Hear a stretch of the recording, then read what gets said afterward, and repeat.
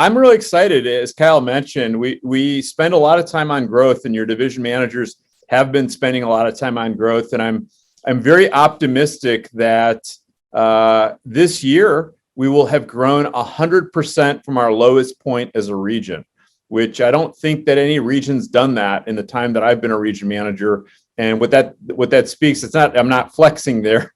That speaks volumes to the commitment of your division managers. And this is a fantastic book that I picked up many years ago, or a number of years ago. And the book's called Positive Intelligence. And one of the things they talk about is how our mind, or your mind, my mind, can be my greatest friend and also my greatest enemy. I'm sure at different points in your life, you've all experienced how your mind, kind of messes with you and is not helping the situation or you move along in the direction that you want to. And there's other times that your mind does some really amazing and wonderful things. The second thing, Kyle, can you throw in also, I meant to put my timer on, just give me some times every once in a while in the chat would be great. Okay.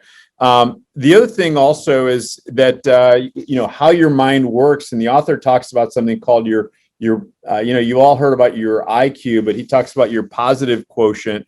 This is a great indicator of your success in any endeavor, really, whether that's, I talked about gardening yesterday, whether that's golf, whether that's academics, or really being an effective assistant manager this summer.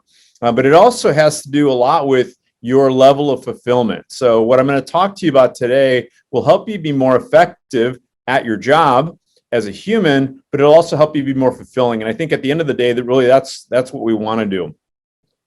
The other thing also is that I want you to keep in mind is that this, like anything else, these are skills that you can improve. And so, the wonderful thing about this is the more that I focus on something and the more that you focus on something, I'm sure you've all seen that with focus, you can improve things. And so I just want to encourage all of you to be thinking about how can you continue to improve really the functionality of your mind. And this is a great, fantastic book. And I think there's even audiobooks on this. I want to tell you a little bit about the author. This is a little bit of a book report, just to be really transparent.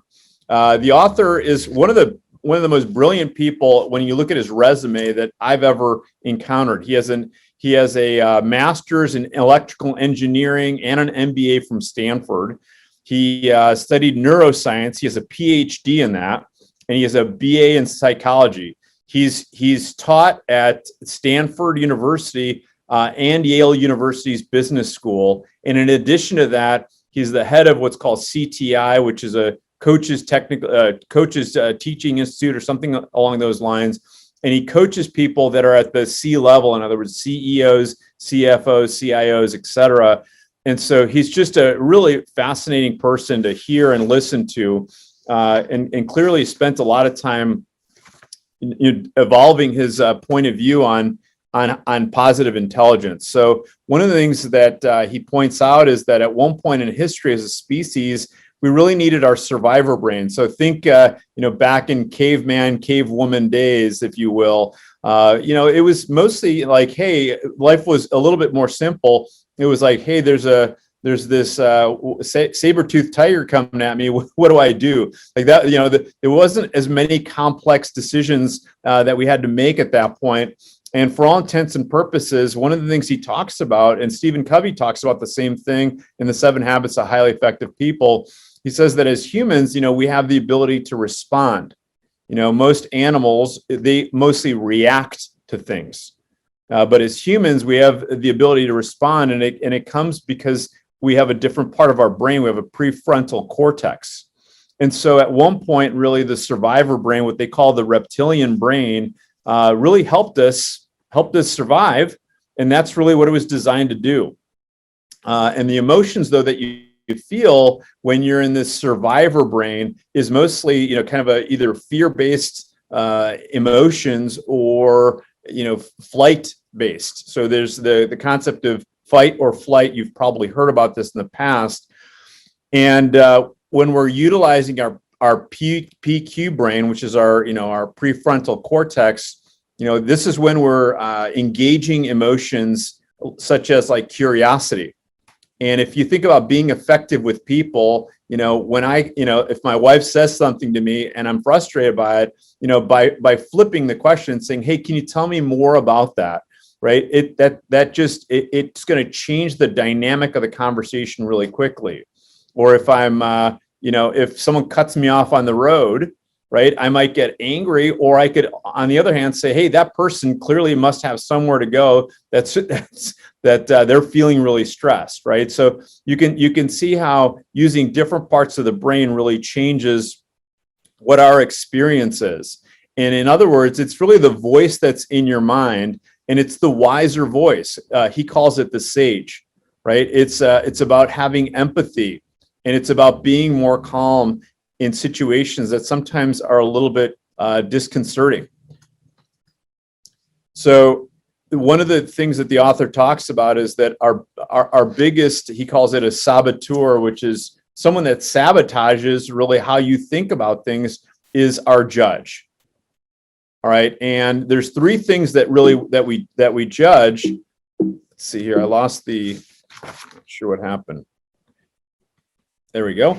There's three things that we judge. Number one is we judge ourselves, right? Can you all think of a time that you judged yourself?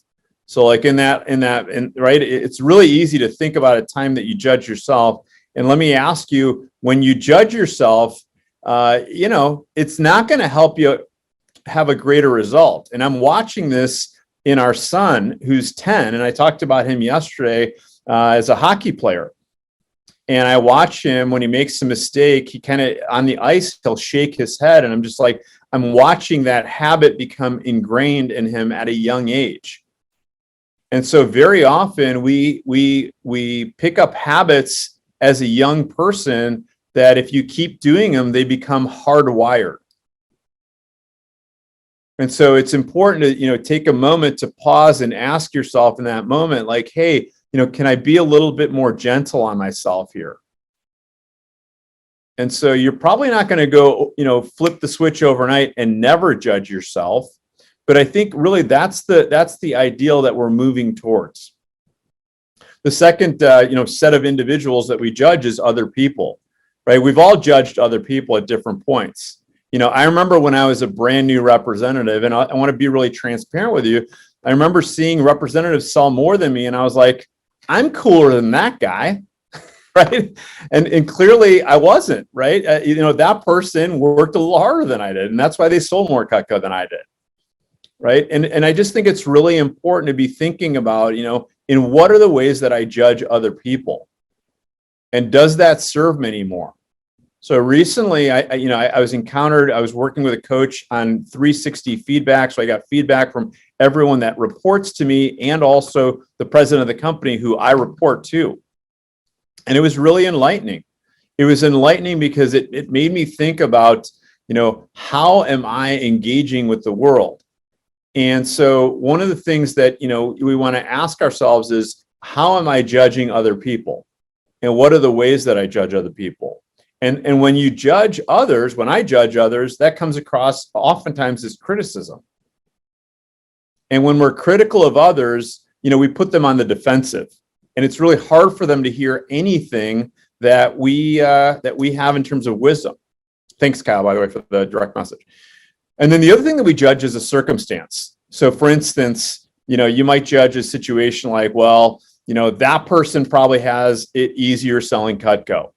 Or that person probably, they're in a different territory, and this is why it's going to be easier for them. Okay, so one of the things that the author talks about is he talks about the fact that we typically have a tendency to usually judge one of the three more often. I want you to just take a minute and ask yourself, do I judge myself more harshly, others more harshly, or circumstances more harshly? And if you're curious about this, if you go to the Positive Intelligence website, there's and obviously please don't do this during my message, but if you go to the website, they've got an assessment where you can take an assessment. And when I looked at this, I was like, wow, this is really helpful.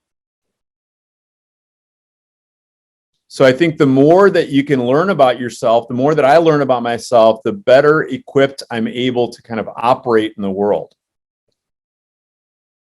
So now that you have a quick assessment, internal assessment of like, do you judge yourself or others or circumstances more? I want you just to think about in what ways has that served me, and in what ways doesn't it serve me any longer?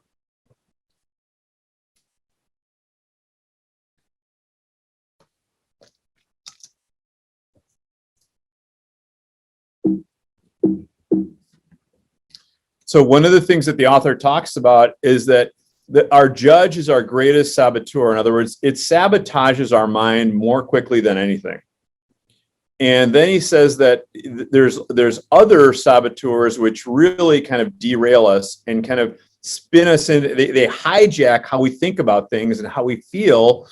And they're basically they started as methods of coping as children. And so, for instance, hyperachiever is something that, if you feel like, hey, I really need the acceptance of mom and dad, but I'm going to assert myself, like you're going to want to overperform to get the attention of mom or dad or grandma, grandpa, whoever raised you, right? On the other hand, if acceptance is really important to you, but you're wanting to avoid taking action, you and I will play the victim. And so, if you want to take a screenshot of this, feel free. But again, the book does a much better job than what I'm going to do right here. I'm just trying to expose you to the concept of how can I get out of my own way when I'm working with others? And you've all probably felt that at different points in relationships that you have, where you just feel like I'm in total flow with the universe, right? And it's like, wow, with the advice that I'm giving right now, wow, this is great. I can just tell, and it's feeding off, right? And you've all probably been in situations, right? This happens almost on a daily basis to any human, where you're like, man, I did not handle that well, right? You're just like, oh boy. And sometimes it happens simultaneously, and you start judging yourself. And again, that's why it's really important to just start noticing, like, just a quick stop sign and saying, like, hey, you know what? I'm judging myself right now, or I'm judging someone else. Let me just pause for a second. And so the author talks about the fact that, these saboteurs, they kind of push and pull at us almost constantly. And so what we really want to do is recognize that those saboteurs, like, they helped us cope as a child, but really, what we're really wanting to do is we're wanting to use that prefrontal cortex. We're wanting to use the things that help us most, and they're going to help us thrive and succeed as an adult. And that's going to be things like being curious, things like collaborating with people, things like being innovative with people. And we'll talk about that a little bit more later. But these habits become really hardwired, as I mentioned before. And what the research shows is that if you can engage with people from a positive frame, you're going to be a lot more successful in the interaction, and you're going to feel a lot more fulfilled. In other words, it's going to be you're going to be this positivity and happiness magnet, if you will. And one of the challenges is that oftentimes we can't defeat an enemy that we can't see, or one that even masquerades as your friend. So the first step is really to identify what are these saboteurs, and that's why we talked about the judge first. And really discredit, right? So when I judge myself, right, that's not giving myself the opportunity to really, fully engage with the world. And so I just want you thinking about, very often, we're really unaware of the fact that we've got these saboteurs, kind of intervening in our engagement with others. And so the first step is to be really self-aware of the fact that sometimes our mind really hijacks how we're engaging with people. I'd like you all to take a minute right now just to think about, I want you to think about the last engagement that you had, and it could be with yourself or with another person that really didn't go well. Can everyone think of a time where you had a conversation that kind of spiraled out of control quickly? Now, I want you to ask yourself, were you judging the person? Were you judging yourself in the moment, or were you judging the circumstance?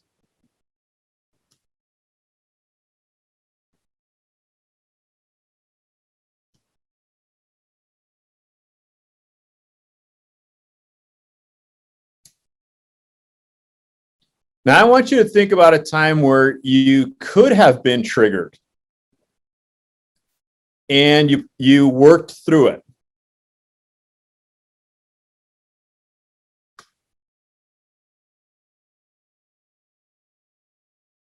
So I'll share with you a situation that happened recently with me, and someone treated someone that I really care about very poorly. And my initial response was to judge the person.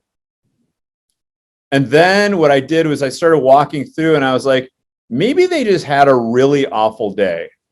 You know what? Maybe they had a really awful week. So that's what really started. It was like, it was engaging in the curiosity of like, is it possible that this person was just having a bad day? And that really helped, seeing that person as a human really helped me judge them less. All right. So I want to transition slightly in terms of how to be more successful in working with individuals. So there's two methods of communication, right? There's the communication of data, which is like facts and details and data, right? And then there's other method of communication, which is your tone of voice, the emotions, and the energy that you're giving forth to people. I think you all know which one's more effective. Which one would you say is more effective? The data channel or the PQ channel? I think you might be muted. It's obviously the PQ channel, right? And you've all heard this before. It's not what you say, it's how you say it. And so be thinking about that as you're about to engage with the representative. So I'm going to be talking a little bit later about engaging with representatives, but really, it's even your engagement in fire number. I'm going to pivot for a second. I remember Brian Fitzgerald, who's one of our top new district managers right now. As an assistant manager, he did a lot of fire number, and he said that even in engaging with them when he was on the phone with them, he would say, hey, what do you want to do later in life? Right? And they would say, I want to be a doctor, or I want to, be an engineer, or I want to, run a business. And in that time, he'd say, hey, that's one of the reasons why we're reaching out to you. We feel like you're going to develop some communication skills, and we think that's going to really help you down the road. And you can see how that's going to really change the conversation. So when you're engaging with individuals, and I'm specifically going to speak here now about working with representatives that are on the team, or even working with assistant managers, other assistant managers, I'm also thinking about you influencing yourself, because that's what we do, is that we talk to ourselves to get us to create the results that we want to. Well, in an effort to get the desired results, 50% of your time should be spent on, crafting the vision. And in my experience, ways to craft the vision come about really well by asking questions. So I'm gonna write out a couple of questions. I'm gonna give you a couple of questions that are open-ended that really help craft the vision. So one really easy question is like, hey, what would success look like? And I want you thinking about that as you think about this summer. There's a great book called, I forgot the book, but it's by, I'll get the names later. I told you your brain always moves to completion.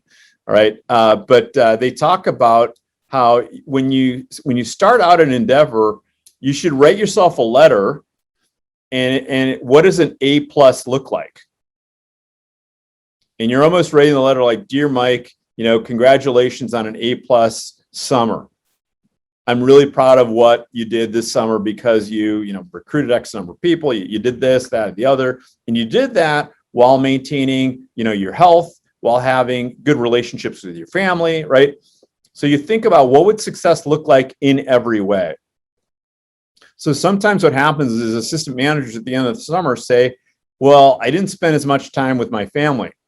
And I usually ask them at that point, I say, well, was that a priority at the beginning of the summer? And they're like, well, I didn't really put it into my schedule. Well, it's pretty hard to succeed at something that you don't put into your schedule. At least that's what I find. So when you think about what would success look like, write it in vivid Technicolor, write it in vivid Technicolor details. But also when you're engaging with the representative, hey, so you want to sell some Cutco this week, or you want to have a great fast start, what would success look like? Another great question is, how are you going to know you're successful? It's a different way of asking the same question. So if you don't get a real good answer, I think that's a great question to ask.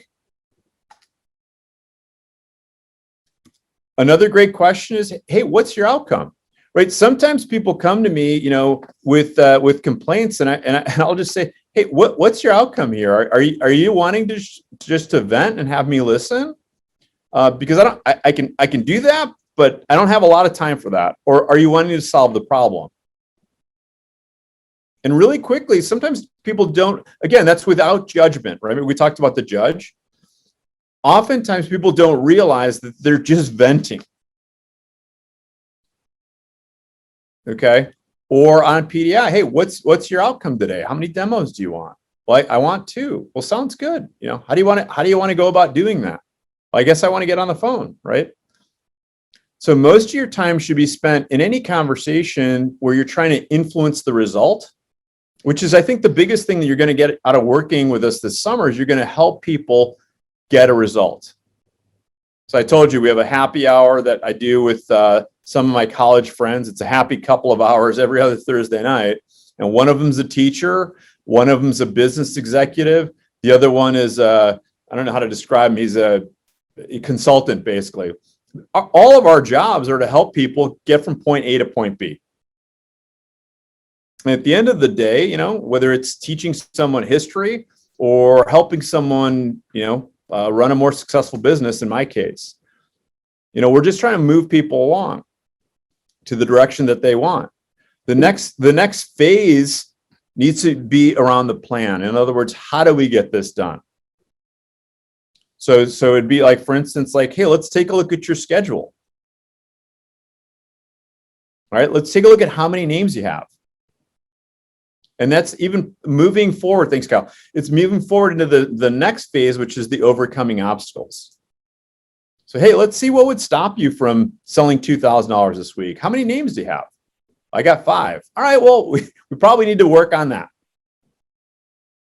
Okay, or I want to sell 5,000 this week. Okay, well, let's take a look at your schedule. Well, I have 3 other jobs. All right, well, that's going to be harder. And again, just be really honest with them.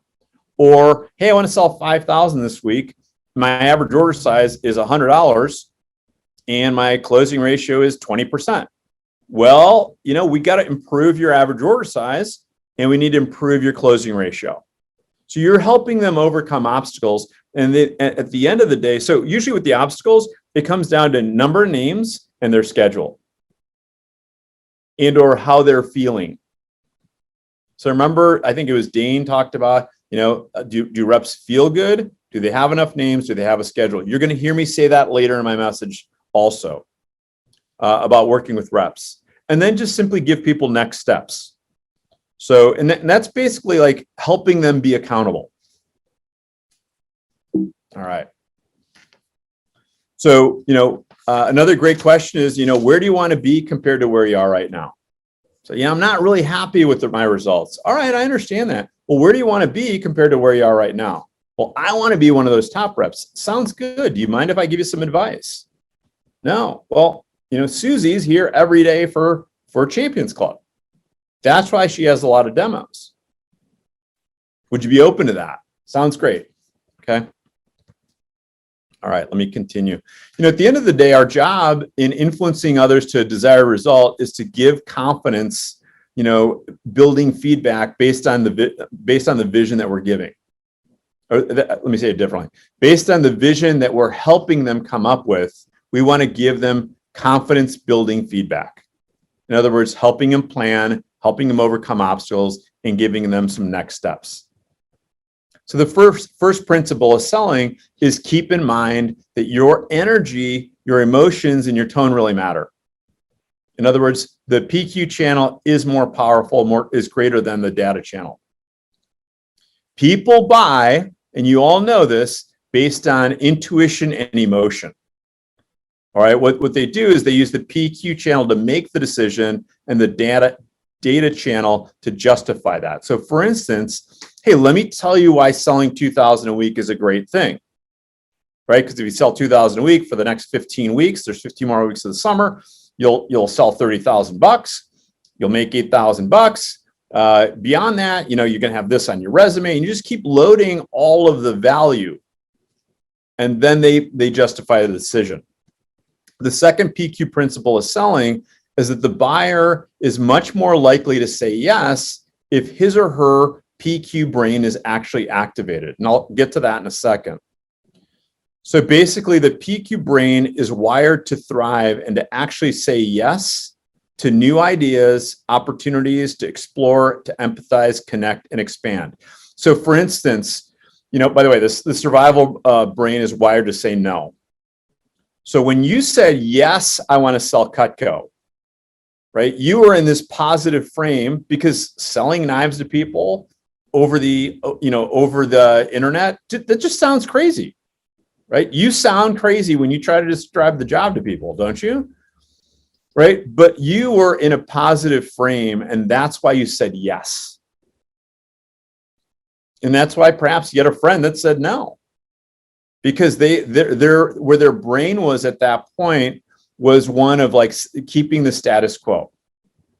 So I want to talk to you about the third principle of selling is the fact that you really want to shift your own brain before you talk to someone else. If you're going to influence someone else, it is really important that you recognize that they've done studies. Your brain actually tunes in at a frequency to their brain. There's a saying that, certainty plus, what is it? I'm going to get this wrong. Certainty plus rapport equals influence. So if you go into something where, remember we talked about where you're being kind of like, I'll get to this in a second. I'll just do it right now. So if you're not in a good frame of mind, it's really hard to influence someone else because you're thinking about other things. If, on the other hand, you've really centered yourself before you engage in the conversation, you're going to do so much better. All right. So we talked about this a little bit yesterday about, what Alex talked about is you're going to feel probably more stress this summer doing the job than you did last summer if you worked, or this last fall or this spring. Why? Because you have more responsibility. Right. And so it's really important before you engage with people that you have a great frame of mind, or at least a better frame of mind than a worse frame of mind. So what helps with this? Number one is to weaken your saboteur. So again, if you go into the conversation in judgment of the person, or if you're beating yourself up before you start a conversation with someone, it's not going to go well. Or you're like, oh, well, I'm working with the worst reps. This isn't going to go well. Well, your manager's probably not going to hand you the best reps to work with, right? Because they want you to develop the skill set. The other thing that you want to do when you're engaging with people is you want to be, as the author talks about, you want to be empathetic. So he talks about empathy, discovery, which is be curious. Hey, tell me more about why you think you're not going to sell Cutco. Well, nobody buys it. oh, that makes sense. And then in discovery, you say, well, how many appointments have you done? And they're like, well, 6. I'm like, okay, I get that. I've done 200. All right. And are you open to listening to my point of view? Right. So where you're using your wisdom and resolute action.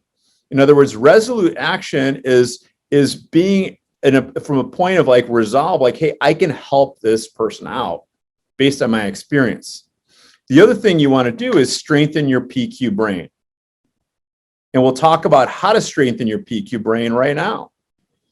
There's a couple of things that you can do that really engage your brain in a way that makes you totally present. And that's really what the objective is. The objective is to be totally present when you're engaging with any other human. You're going to be more effective. So what helps you be really present is having, having like a daily routine of a variety of things. Oh, by the way, so let me say it differently. So you can focus and develop this PQ brain by things that are in your daily routine. So for instance, as you're like brushing your teeth, you can just say like, I'm going to be super focused on the moment right now. You can engage your PQ brain while you're exercising. In other words, you kind of lose yourself in the exercise. While you're eating, or I'm going to do it right now. I'm going to take a drink and I'm going to really enjoy this drink. Watch. Oh, it tasted great. I could taste the tea itself, right? Right there, it actually flipped how I was feeling and thinking. When you're listening to music, it's really easy to get kind of lost in the moment and be fully present at the same time. If you're playing sports or dancing or being with loved ones, these are all things that really help you out a lot. Okay, so what I want to do now, and I know I only have a couple minutes left, but I'm gonna have you go through this exercise. It's just a couple of minutes to really help engage your PQ brain. Hello, this is Shirzad Shamin, author of Positive Intelligence. I will be guiding you for 5 minutes to activate your PQ brain regions. On average, this will get you about 15 PQ reps towards your daily goal of 100. Please sit with your back and spine relatively straight. Have your head be straight, not tilted down. Have your chest be open. If you're sitting on a chair, have your feet flat on the floor. Now close your eyes. For the next 5 minutes, give your busy mind chatter a rest. Keep letting go of thoughts as they come to you and bring your attention instead to your body. Thoughts will keep coming, so please don't get frustrated by that. That is not a sign of failure.